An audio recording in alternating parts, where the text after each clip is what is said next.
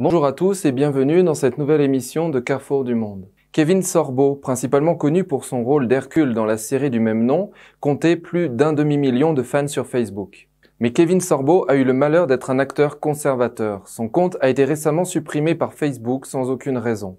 On ne m'a rien dit du tout, a déclaré Sorbo à Fox News mardi dernier. Il a également dit « Je poste des articles de médecins disant « Et regardez l'autre côté de la question du Covid » ou « Regardez l'autre côté du problème de la fraude électorale » avant d'ajouter « Qu'en pensez-vous » C'est à peu près ce que je poste et c'est assez pour les mettre en colère et supprimer mon compte.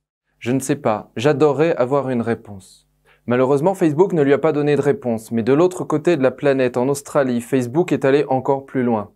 En réaction au contrôle de l'information des grandes plateformes technologiques, le gouvernement australien a introduit de nouvelles règles obligeant ces plateformes, comme Google ou Facebook, à payer pour la publication de contenus de diverses agences de presse australiennes. Bien que Google ait menacé d'arrêter ses opérations en Australie, un règlement a été conclu le 17 février lorsque Google a conclu un accord avec un groupe de presse australien. Mais Facebook a réagi différemment. Il semble vouloir montrer au gouvernement australien que c'est lui le patron.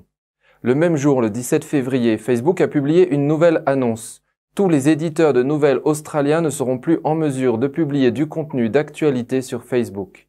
Toutes les personnes en Australie ne pourront plus voir aucun contenu d'actualité australien ou international sur Facebook et ils bloqueront tout le contenu des agences de presse australiennes du monde entier. Certains organismes gouvernementaux, services d'urgence et pages Facebook d'organisations de santé ont également été pris dans leur ligne de mire. En conséquence, leurs pages Facebook ont été effacées le matin de l'interdiction. L'incident a alarmé le Premier ministre australien Scott Morrison qui a déclaré « Les actions de Facebook pour se désengager de l'Australie aujourd'hui en coupant les services d'informations essentiels sur la santé et les services d'urgence étaient aussi arrogantes que décevantes. Je suis en contact régulier avec les dirigeants d'autres nations sur ces questions. Le blackout de Facebook sur l'Australie est vraiment intéressant, c'est totalement sans précédent. Qui donne à Facebook le courage de s'opposer à un État souverain. Vous vous souvenez peut-être de l'article du magazine Time, l'histoire secrète de la campagne fantôme qui a sauvé les élections de 2020. Il a révélé l'histoire intérieure de l'élection et a spécifiquement nommé Facebook comme ayant dépensé des centaines de millions de dollars pour influencer les élections américaines. Lorsque Trump a été intimidé par Facebook, peu d'autorités ont tenu ces grandes entreprises pour responsables.